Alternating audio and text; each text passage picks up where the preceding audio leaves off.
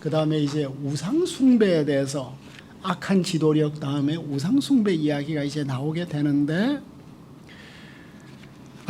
이제 아까도 우리가 좀 보았습니다마는 이 의인들이 왜 죽냐, 진실한 자들이 왜 죽냐. 이 의인들은 단수이지만 집합적이고 순환받는 종의 제자들로 보이고 있습니다. 그래서 53장과 57장에는 의인이 있고 평화가 있고 치유가 공통적인 의로 나오고 있습니다. 그리고 종의 제자들이 참 성공적으로 박수 갈채를 받으면서 잘 살 것으로 기대를 했는데, 예수님을 따르는 종들은 결국 예수님과 동일한 운명을 당하는, 우리의 인간적 기대하고는 전혀 다른 또 운명을 맞이하는 이 모습을 이 본문이 우리에게 보여주고 있습니다. 그런데 뭐가 다르냐 하면 그들은 평안으로 들어갔대요. 평안으로 들어갔다는 것은 죽었다는 말이에요. 그죠? 바른 길을 가는 자들이 그들의 침상에서 편히 쉰다. 난 이런 뜻인데, 의인들은 죽어서야 평안을 얻는 이런 모습이 되겠습니다. 고난과 시련만 당한 게 아니라 죽음까지도 당했는데 순환의 종의 고난과 죽음의 과정을 따라가는 모습이고, 악한 지도자들은 의인과 경건한 사람들의 생명에 관심이 없는 이런 모습을 보여주고 있습니다. 제가 이제 여기에서 묵상을 잠깐 했습니다. 의인이 죽음을 당해도 아무도 신경을 쓰지 않는 세상이 되었다. 옛날이나 지금이나 의인을 소중하게 생각하거나 존경하는 시대가 아니기 때문이다. 그런데 때이른 죽음을 당한 의인이 평안히 쉬고 있다고 말을 하고 있네요. 왜냐하면 주님께서 우리에게는 가슴이 너무나 아프지만 그들을 자신의 품으로 데려가셨기 때문이라고 말하고 있습니다. 의인들은 세상에서 멸시당하고 때로는 핍박을 받지만 그들의 죽음은 그들에게 재앙이 아니라 안식이라고 말씀하고 있습니다. 불순종하면서 오래 사는 것이 오히려 재앙이다. 성도들은 죽음으로써 세상의 악에서 온전히 구원을 받고, 왜냐하면 죽음을 이기신 예수님하고 연합했기 때문이다. 그 죽음은 더 이상 우리에게 공포가 아니다. 오히려 기뻐해야 한다. 성도의 죽는 것을 여호와께서 귀중히 보시는 도다. 이 교리적 선언이 되겠습니다. 그죠? 이 세상에서 사별보다도, 배우자의 사별보다도 더 큰 충격은 없지만 우리의 믿음의 선언은 내가 사는 것이 그리스도니 죽는 것도 유익하다 하는 이 바울의 믿음의 고백을 따라서 가고 있습니다. 참 의인들이 이렇게 고난을 당하고 때이른 죽음을 당하고, 그래서 우리는 참 그들과 함께 이 남은 생애를 같이 누리면서 기뻐하면서 마지막까지 주님의 일을 같이 하고 싶었는데 주님께서 먼저 데려가셨습니다. 그런 현실을 우리에게 비추어 주고, 또 이제 우상숭배 현장을 이렇게 이제 덜 추워 주네요. 우상숭배에 대한 많은 이야기가 있었는데 여기에는 무슨 새로운 이야기가 있을까 보니까 5절 398쪽에 가니까 이 우상숭배가 단지 우상숭배가 아니라 상수리 나무 사이에 푸른 나무 아래서 음욕을 피우고 골짜기 가운데 바위 틈에서 자녀를 도살하는도다. 우상숭배라는 것은 인간 이기심의 극치인가 봐요. 그 우상숭배 가운데 최고의 헌신이 뭐예요? 몰렉 제사거든요. 나와 내 가족의 안위를 위해서라면 내 자식까지도 불살라 바치는, 이게 우상숭배의 본질이라는 거예요. 실제적으로 저는 이제 한국의 그 문화재 가운데 제일 미스테리가 에밀레 종이에요. 어떻게 자기 자식을 그 펄펄 끓는 물에 던졌는데 종 소리가 좋다고 이게 우리 문화재가 될 수 있을까? 그 미가스에도 보면 내 죄를 위해서 내 맏아들을 바칠까? 이게 이제 세속적인 마인드예요. 그 대표적인 왕이 메샤고, 메샤가 9 연합군을 이렇게 그 맞이할 때 마지막에 자기 왕위를 이어갈 세자를 그 성문에서 이렇게 태워 바치잖아요. 마치 또 이제 우리 이것도 다른 맥락이지만 계백이 마지막 전쟁하러 갈 때 자기 자식들을 가족들을 다 죽이는 이런 그 죽음은 너무나 숭고하니까 그 이제 메샤는 자기 자식을 바쳐 가지고 결국 승리해요. 이제 이 우상 숭배의 본질인데 여기에서는 이 우상 숭배가 왜곡된 성행위하고 밀접한 연관성이 있는 것. 가나안 풍년 종교 의식이에요. 그러니까 이 풍년 종교 의식은 유감 주술이니까 사람들이 이렇게 성행위를 함으로써 풍년을 이렇게 실제적으로 리추얼라이즈하는 이런 모습이 예루살렘 안에도 있었는데, 골짜기 가운데 매끄러운 돌들 중에 너희 목, 골짜기에서 시작했습니다. 그죠? 골짜기에서 전제와 예물을 이제 드리고, 그 다음에 이제 높은 산, 가장 깊은 골짜기에 바위가 있으면 거기에 이제 영험이 있으니까 거기에서 이제 제사 드리고, 높고 높은 산에 침상을 베풀고 또 올라가서 제사 드리고, 또 이제 문과 문설주 뒤에 두고 그들의 침상을 사랑하여 벌거벗은 것을 보여주는 그 요즘 시대의 우상 숭배하고는 좀 형태가 다르지만 모든 이 신비 종교 또 이 안에는 이 성과 영성이 이렇게 분리되어 있지 않고 같이 가는 이런 코드를 우리에게 보여주고 있습니다. 너희 기름을 몰래 깨게 가져가고 향품을 더하고 서울까지 내려가는, 아무리 10절로 가보니까 길이 멀어서 피곤해도 우상 숭배하는데 아무리 피곤해도 헛되다고 말하지 아니하는, 그러니까 웬만큼 힘들면 단념할 수 있는데 우상 숭배를 하는 사람은 끝까지 가고 있는 모습이 되겠습니다. 여기에 보니까 이제 묵상에서 우상 숭배는 영적인 간음이고 매춘인데 이사야는 우상 숭배를 성적인 행위로 표현하고 있습니다. 이스라엘은 하나님과 결혼했고 우리는 그리스도의 신부로 세움을 받았는데 하나님의 사랑과 예수님의 사랑은 대자 대비가 아니라 질투하는 사랑이에요. 근데 이스라엘은 늘 새로운 신들에게 홀리죠. 새 신들이 늘 매력적인가 봐요.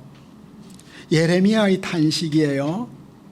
그러다가 신발이 다 해질라, 목이 다 탈라, 일러 주었건만 한다는 소리가 다 버린 몸 말리지 마세요. 나는 외간 남자들이 좋아요. 외간 남자들을 따라가겠어요. 공동 번역이 이렇게 그 새로운 애인을 따라서 모든 것들을 다 버리고 신발이 헤어져도 끝까지 따라가는 이 모습을 통해서 우상 숭배를 이렇게 묘사하고 있습니다. 그들의 영혼이 비어 있기 때문에. 그러니까 예수님과 진한 사랑을 나누지 않으면 사마리아 여인처럼 여러 애인을 찾아다닐 수밖에 없는 것이 인간 영혼의, 타락한 인간 영혼의 구조인가 봐요. 그러니까 어거스틴 같은 경우도 젊어서 참 많은 방탕한 일을 저지르잖아요. 혼외자까지 이제 갖게 되고, 그 이제 예수님 안에서 안식을 얻지 못하니까 그런 자신의 모습을 이제 우리에게 다 고백을 하는 거죠.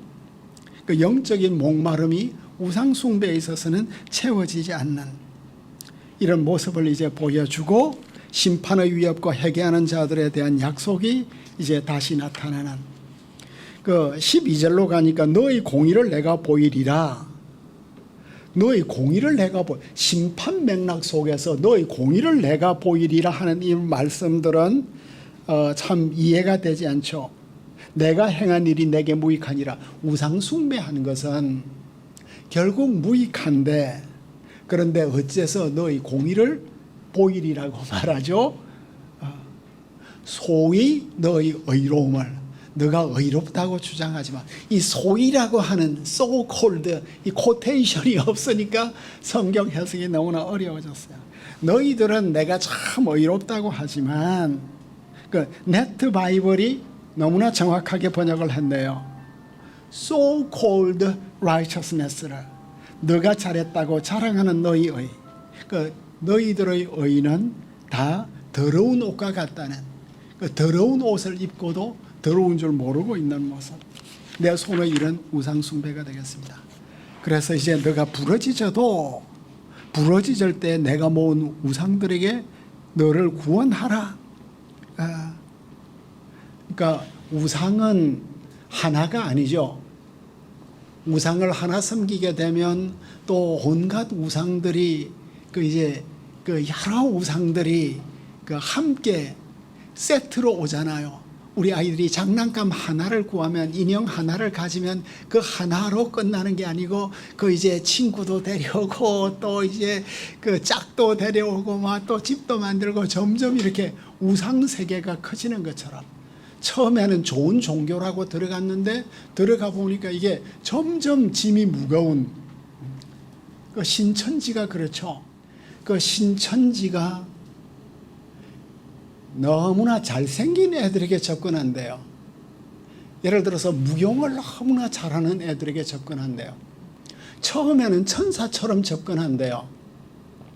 예를 들어서 내가 이제 신문 방송 언론학과에 다닌다. 내가 이제 참 좋은 대학 언론학을 공부를 해도 졸업을 하고 뭘 해야 되죠? 방송국에 들어가야 될 거 아니에요. 그럼 방송국에 들어가려고 하면 시험을 쳐야 될 거 아니에요. 그럼 이제 그 신천지에 있는 이 방송국 멤버들이 있는 거예요. 그럼 이렇게 그 최고의 멘토를 이어주어요. 그럼 이제 처음에는 천사처럼 하는 거예요. 인터뷰할 때 이제 어떻게 해라, 질문이 무엇이다. 그러니까 커리어 트레이닝을 딱 해주는 거예요. 그리고 이제 밥도 잘 사주고, 은혜를 입었잖아요. 그리고 방송국에 들어가요. 그럼 이제 어느 날부터 우리 이제 성경 공부할래? 뭐 그동안 나에게 너무나 좋은 분이었으니까 성경 공부를 하게 되면은 신천지 성경 공부 그걸 이제 딱 차근차근 그래 이제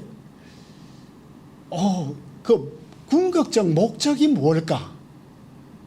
궁극적 목. 그러니까 커리어 트레이닝을 딱 하니까 뭐 이게 완벽하게 고마운 은인이죠. 그 나중에 들어가 보면 이제 그 안으로 이제 결국 들어가서 빠지지 못하게 되면 이제는 헌금을 이제 내가 받은 모든 것들을 다 이렇게 내어놓아야 되는. 그래서 신천지에 들어갔다가 회개한 어느 학생이 명단을 이렇게 이제 가져왔는데 어마어마하게 많은. 근데 이제 또 이 학생들을 이렇게 돌이키려고 하면 대놓고 너 신천지지 하면 이제는 고소당하면 이게 보통 문제가 아니죠. 그러니까 우상 숭배가 결국은 그 존귀한 나를 만드는 것이 아니고 독립적 인격을 가진 그 하나님의 자녀를 만드는 것이 아니고 꽃 파는 통일교회였던 꽃 파는 아이로 만들고 처음에는 그 얼마나 사랑을 많이 받아요. 그 안에 들어가면 모든 것들이 다 해결되거든. 통일교에서는. 이렇게 개인주의적인 사회에서, 미국과 같은 곳에서, 또 일본처럼 이렇게 소외된 곳에서 너무나 많은 사랑을 받았지만 결국은 내 결혼도, 내 직업도, 내가 본 모든 것들을 다 바쳐야만 되는, 그리고 그 안에 한번 들어가면 내 모든 레코드가 그 안에 다 있으니까 쉽게 빠져나오지도 못하는, 그 우상숭배가, 그죠? 인간을 신으로 만드는 게 우상숭배잖아요.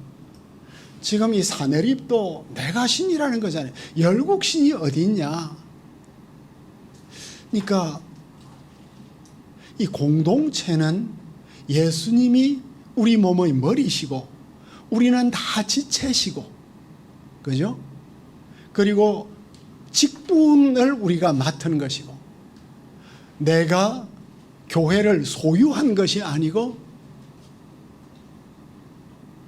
우리는 교회의 직분자로서, 사용자로서 주어진 시간 안에 섬기는 자로 부름을 받은 거예요. 그러니까 겉으로 볼 때는 너무나 비슷하죠.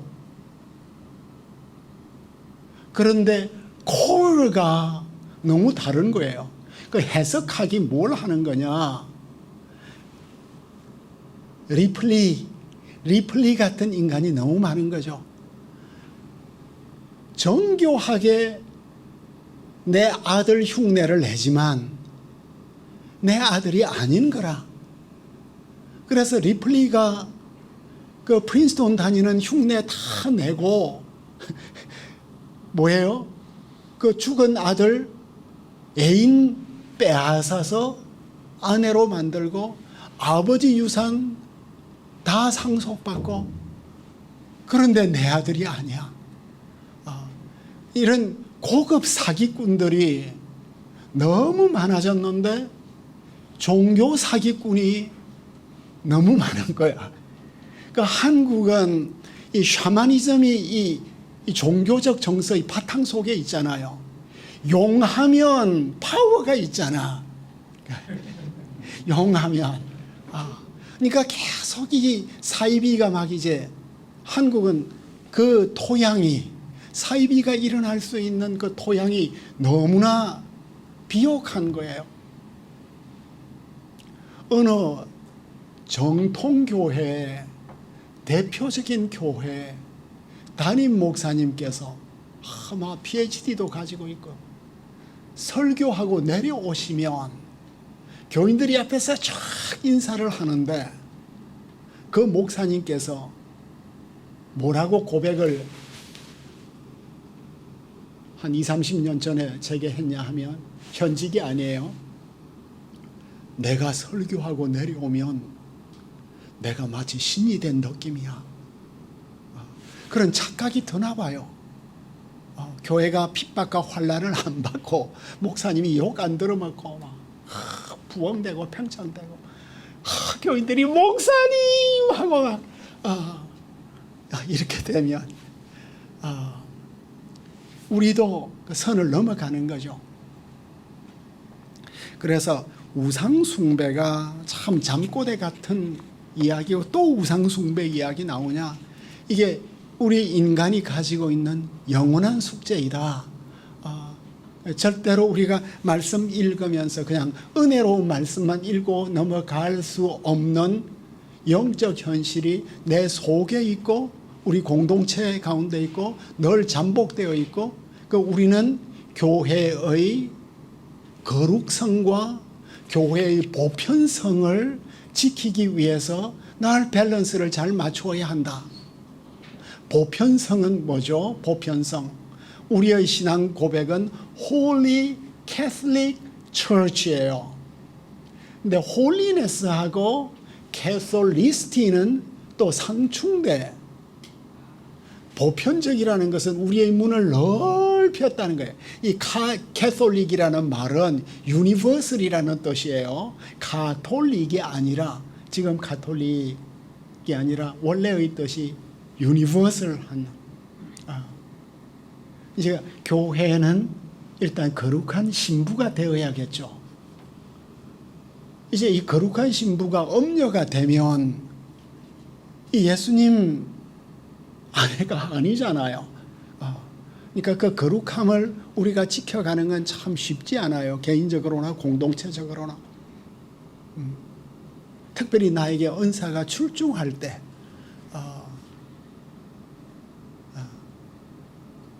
그런데 이제 보편성, 아까 우리가 배제와 포용 이야기를 했는데 어쨌든 교회는 거룩성을 지키기 위해서 배제를 해야 돼요. 이단들을 배제해야 되고 아무나 좋다 하고 할 수 없는 거죠. 그렇지만 또 보편성을 가져야 되는 그 지붕 위의 바이올린처럼 한 발은 거룩성에 한 발은 보편성에 그 어려운 데서 이제 낑낑낑낑 해야 되니까 늘 떨어질 위험이 있죠. 가스펠을 이렇게 전하면서도 거짓 복음에 대한 경계심을 늘 이제 가져야 되는 그 이제 이 이야기를 하고 그러니까 묵상을 제가 잠깐 했네요. 하나님은 자유를 주시지만 우상은 근본적으로 조작의 도구예요. 그러니까 우리가 우상을 볼 때 이 우상은 종교적 조작이구나. 조작이라는 건 컨트롤하는 거잖아요. 결국은 우리를 자유케 하기 위해서 서비스를 하는 게 아니라 소나기에 넣어서 벗어날 수 없도록 만드는 거예요. 그래서 우상 숭배 안으로 들어가면 관계가 항상 실망스러울 거예요. 일이 우리를 좌절하게 하고 쾌락은 어느덧 사라질 것이고 지혜는 결코 적절한 안내자가 되지 못하고 그 안에서 그 우상 숭배의 지혜가 있잖아요. 영성은 율법주의에 항복하게 될 것이고 인생은 썩고 죽음으로 끝날 것이다. 이게 알랜드 앤드 롱맨이 쓴 책이네요. Breaking the idols of your heart. 당신 마음의 아이돌을 깨뜨려라. 그러니까 우리가 기도를 한다는 것은 뭐죠?